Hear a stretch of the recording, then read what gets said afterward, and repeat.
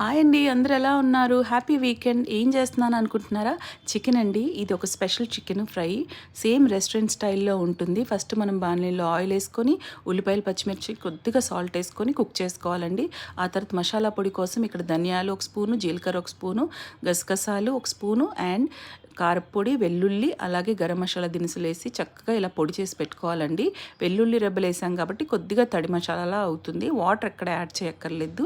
ఇది ఒక పౌడర్ మాత్రమే. సో ఈ పొడిలాగా చేసి పక్కన పెట్టుకోవాలి. ఆ తర్వాత చికెన్ కడుక్కుని అందులో ఉప్పు, పసుపు, కారం సరిపడా వేసుకుని అల్లం వెల్లిపాయ పేస్ట్ వేసి మ్యారినేట్ చేసి పక్కన పెట్టుకోవాలి. ఉల్లిపాయలు చూసారా, సాల్ట్ వేసాం కాబట్టి బ్రౌన్ కలర్ వచ్చేసాయి. ఈ స్టేజ్లో మనం చికెన్ని యాడ్ చేసేసుకోవాలి. మ్యారినేట్ చేసిన చికెన్ని యాడ్ చేసేసుకుంటే బాగా ఆయిల్లో ఫ్రై చేయాలండి. ఆయిల్లోనే మగ్గబెట్టాలి. మనకి ఎక్కడ కూడా వాటర్ని యాడ్ చేయమండి. చికెన్ చక్కగా ఆయిల్లో ఫ్రై అవుతుంది. ఇలా డీప్ ఫ్రై చేసుకుంటూ ఉండాలి. మధ్య మధ్యలో కలుపుకుంటూ ఫ్రై చేసుకుంటూ ఉండాలి. ఈ చికెన్ని లాస్ట్ వరకు ఈ రెసిపీని చూడండి, చాలా టేస్టీగా ఉంటుంది. ఎక్కడ కూడా మిస్ అవ్వకండి. ఏ స్టెప్ కూడా మిస్ అవ్వకుండా చేయండి.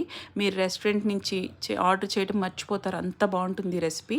తప్పకుండా చేసి పెట్టండి. మీ పిల్లలకు కానివ్వండి, బాక్స్లో కానివ్వండి, లేకపోతే ఎవరికైనా సరే ఇంట్లో గెస్ట్లు వచ్చినప్పుడు చేసి పెట్టండి. వాళ్ళు ఇష్టంగా తింటారు. ఎక్కడి నుంచి తెప్పించారండి, రెస్టారెంట్ నుంచి అంటారు. అంత బాగుంటుంది.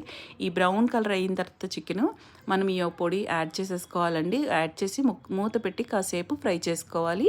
చికెన్ కూడా మంచి కుక్ అయిపోయింది, టెండర్గా అయిపోతుంది కదా. ఈ స్టేజ్లో ఇంకా మంచి కలర్ వచ్చే వరకు ఫ్రై చేసుకోవాలి. ఇప్పటికే కలర్ వచ్చింది, కానీ ఇంకా మంచిగా చికెన్ బాగా మసాలాలో ఫ్రై అవ్వాలంటే ఇంకొంచెం రోస్ట్ చేసుకుందాము. ఆ తర్వాత ఇందులో జీడిపప్పు యాడ్ చేసుకుంటున్నానండి. ఇది ఆప్షనల్, మీకు కావాలంటే యాడ్ చేసుకోండి, లేకపోతే వద్దు. చాలా చాలా బాగుంటుందండి రెసిపీ అయితే. మీరు తప్పకుండా ట్రై చేసి గెస్ట్లు వచ్చినప్పుడు కానివ్వండి, వీకెండ్స్ కానివ్వండి ట్రై చేసి స్టార్టర్లా కూడా తినొచ్చు, లేదంటే మంచి సాంబార్ రైస్, పప్పుచారు అన్నంలో చేసుకోవచ్చు. కొత్తిమీర వేసి సర్వ్ చేసుకోవడం అంతేనండి. ఈ డిష్ చూసారు కదా, మీకు కానీ నచ్చినట్లయితే తప్పకుండా మన ఛానల్ని సబ్స్క్రైబ్ చేయండి, లైక్ చేయండి, షేర్ చేయండి మీ ఫ్రెండ్స్తో. ఈ రెసిపీని తప్పకుండా ట్రై చేసి నాకు కమెంట్స్ చేయండి మీకు నచ్చినట్లయితే. అండ్ ఎంతోమంది చూస్తున్నారు, తప్పకుండా సబ్స్క్రైబ్ చేయండి.